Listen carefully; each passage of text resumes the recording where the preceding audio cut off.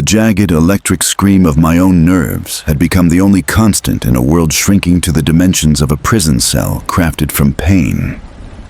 Rapid onset fibrotic myelitis wasn't just a disease. It was a slow, meticulous vivisection performed by invisible hands, stripping Alice Reed, once vibrant at 37, down to a trembling specter haunting a body that felt less like flesh and more like petrified wood wrapped in raw, exposed wiring. Every breath a negotiation with agony. Every heartbeat a betrayal. The specialist's helpless shrugs and escalating morphine drips the final nails in a coffin I was still somehow forced to inhabit. So when the impossibly thick, cream-colored envelope materialized on my doorstep, unmarked save for a single stylized sun icon embossed in gold leaf, its contents a stark, minimalist card bearing only an Oregon coastal range coordinate and the words, "Sanctuary of the Dawning Light. For those whom hope has abandoned, true renewal awaits." It wasn't hope that ignited in my hollow chest, but a desperate feral hunger, the last convulsion of a drowning woman lunging for a razor-edged lifeline. The journey itself was a descent into purgatory. Winding, rain-lashed mountain roads swallowed whole by ancient, brooding pines whose skeletal branches scraped like claws against the rental car's roof, the headlights' feeble yellow eyes struggling against a suffocating fog that erased the world mere feet beyond the windshield, the GPS flickering erratically before surrendering entirely to static, leaving me guided only by the terrifying magnetic pull of that cryptic promise and the crushing weight of my own decay deeper into the isolating, primeval maw of the wilderness. Arrival at the sanctuary was a jarring, dissonant shock, bursting from the primordial gloom into a blinding expanse of sterile, almost surgical modernity. Sharp angles of polished chrome and vast swaths of unblemished white composite, under unnervingly vast, artificial skylights, flooding a cavernous reception hall with a perpetual, soulless high noon. The air hummed with a subtle subsonic vibration, smelling incongruously of antiseptic lemongrass overlaying a deeper, earthier, profoundly fungal scent that clung to the back of the throat and felt disturbingly sentient. Staff materialized with unnerving silence, their movements fluid, economical, devoid of wasted energy, clad in immaculate dove-gray uniforms. Their smiles were flawless, porcelain masks that never thawed the unsettling, watchful stillness in their too observant eyes.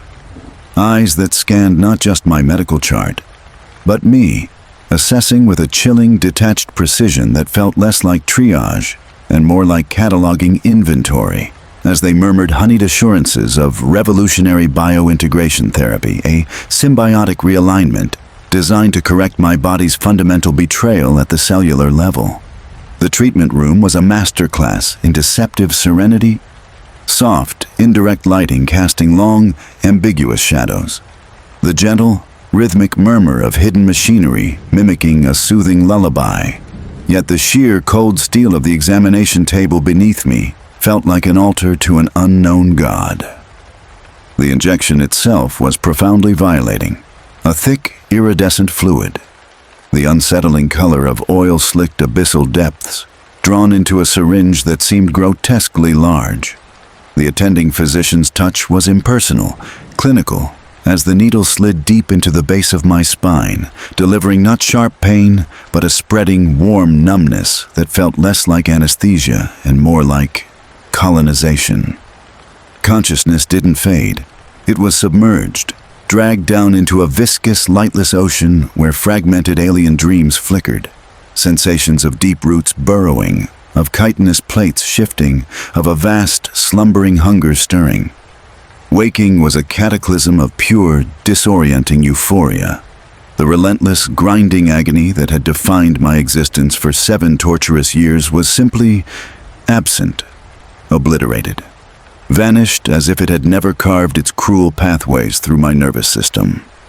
Strength, raw and vibrant, surged into limbs I'd mourned as lost, filling atrophied muscles with impossible power. Color bloomed across my sallow cheeks like a spring dawn. I drew a deep, shuddering breath, filling lungs that expanded with an ease forgotten for a decade. The sheer, staggering absence of pain bringing tears of hysterical, disbelieving joy. I stumbled, then ran, truly ran, down the pristine, echoing corridor, laughter bubbling from my throat, a sound alien and achingly beautiful, met only by the serene, unblinking nods of staff who absorbed my elation like stone absorbs rain, their preternatural calm an unsettling counterpoint to my personal resurrection. Yet, as the harsh, artificial light filtering through the vast skylights began its simulated descent, painting the sanctuary in long, deep blue shadows of artificial twilight, the atmosphere underwent a palpable, sinister metamorphosis. The building seemed to inhale, gathering darkness. It began insidiously, a faint, rhythmic shh, deep within the walls of my luxurious minimalist cell, like thick, wet sludge being forced through colossal, congested arteries buried within the structure. A sound that subtly synchronized with the frantic pulse now hammering in my newly quiet veins, growing louder, more insistent, more liquid as the artificial night deepened, pressing in with physical weight. Then came the skittering, a dry, multi-legged tick-tick-tick-tick scratch, vibrating up through the polished concrete floor, resonating in the metal frame of the sleek, uncomfortable bed, setting my teeth on edge, a sound that felt less like vermin and more like purposeful exploration, mapping, testing. Shadows began their malevolent ballet impossible, elongated silhouettes flitting across the pristine white walls just beyond the periphery of my vision, dissolving into nothingness the instant I snapped my head towards them, leaving only a cold, greasy coil of dread tightening in my gut, a phantom itch between my shoulder blades. The other patients, initially sharing furtive glances of desperate hope during the mandatory, sunlit social integration hours in the sterile common room, underwent a terrifying, hollowing transformation. Their miraculous recoveries seemed to leach away their very essence.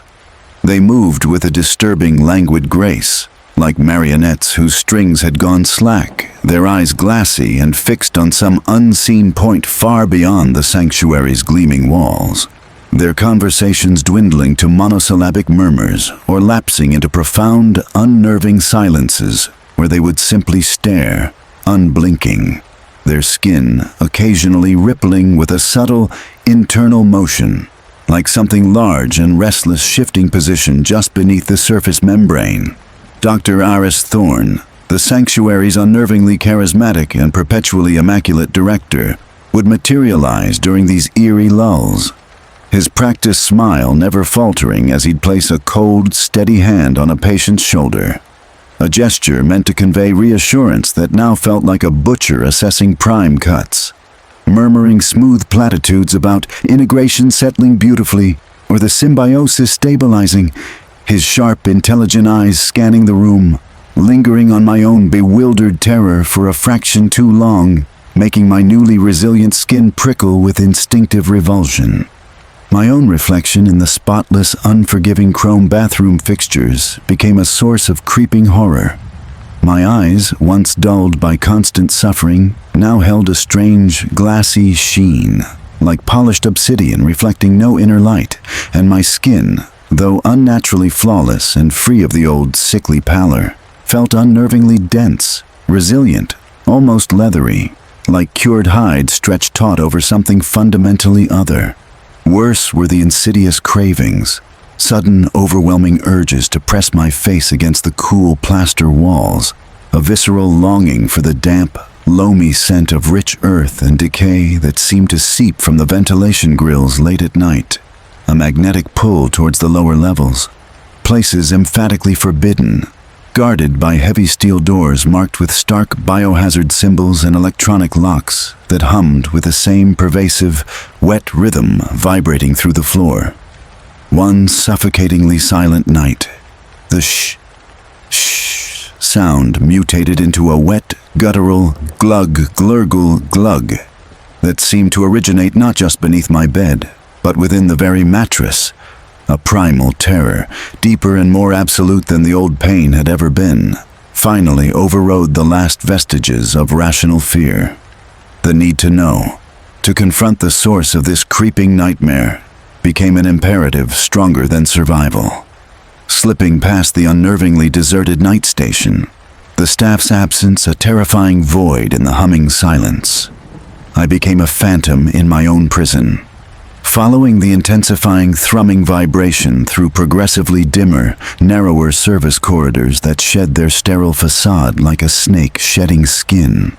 Polished concrete softened to damp, uneven stone slick with condensation, the air thickening, becoming warm, humid, and suffused with the cloying, overpowering stench of rich, wet soil, decaying vegetation, and an underlying, coppery tang of fresh meat and stagnant biological processes.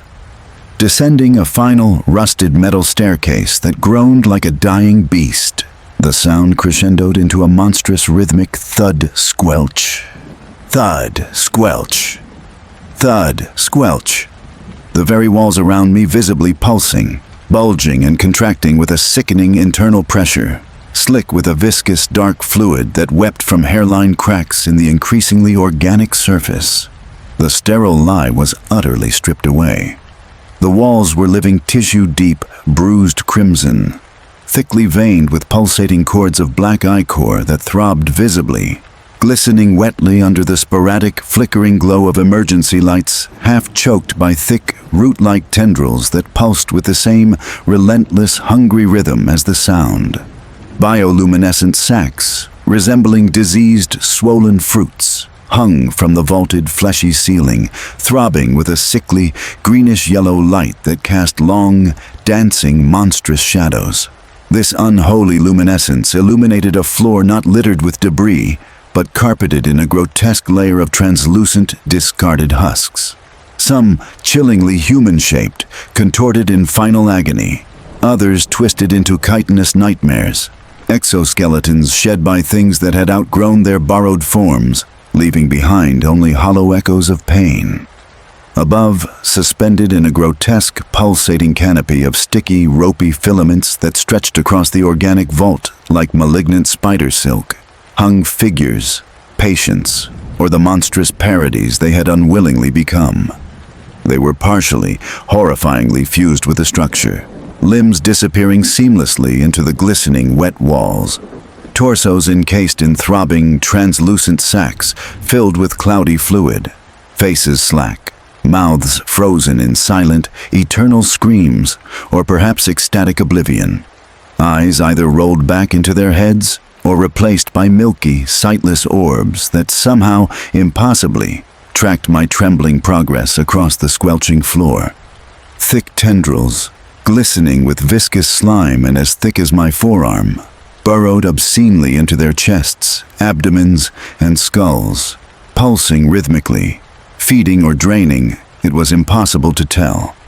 My hand instinctively flew to my own abdomen, to the small, almost invisible puncture scar where the iridescent poison had entered. And I felt it. A distinct, answering thrum vibration deep within my own core. A subtle, insidious shifting beneath my ribs. A cold, alien presence unfurling, stretching, synchronizing perfectly with the monstrous, wet heartbeat of the walls around me.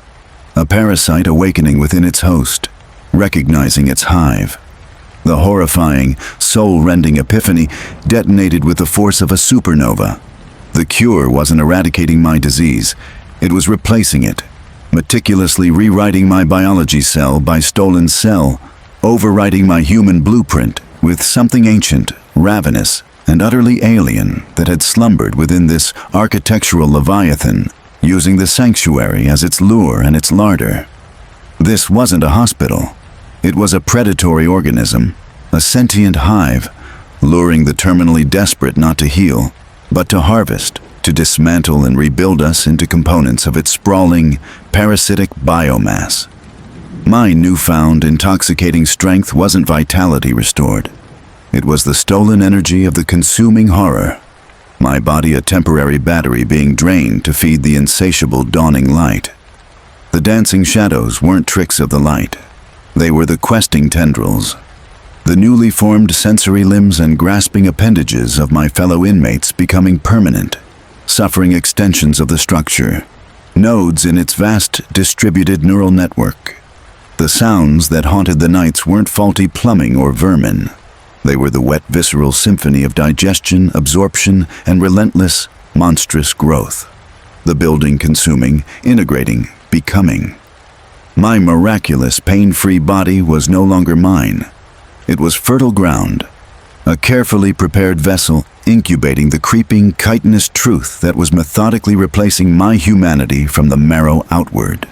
A walking, talking chrysalis for the sanctuary's implacable will, forever bound to the dawning light that wasn't dawn at all, but the cold, patient, all-consuming phosphorescence of an ancient, assimilating hunger older than human thought. The true, abyssal horror wasn't the phantom ache of my old pain returning. It was the irrevocable, suffocating understanding that the pain never truly left. It merely changed form, burrowing deeper, becoming inseparable from my being, becoming the alien life now coiling within me, becoming me.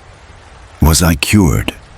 Or meticulously, irrevocably colonized, my consciousness merely a fading ghost haunting a stolen, transforming shell?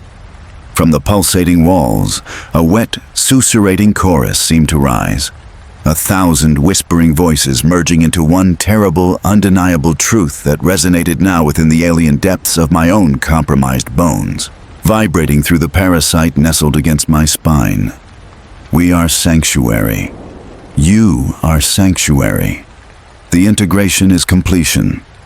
Welcome home, Alice. As if summoned by the thought, the nearest cluster of glistening tendrils detached from the wall with a soft, wet schlorp, stretching slowly, languidly, with predatory grace towards the radiant heat of my living, yet inexorably transforming, flesh.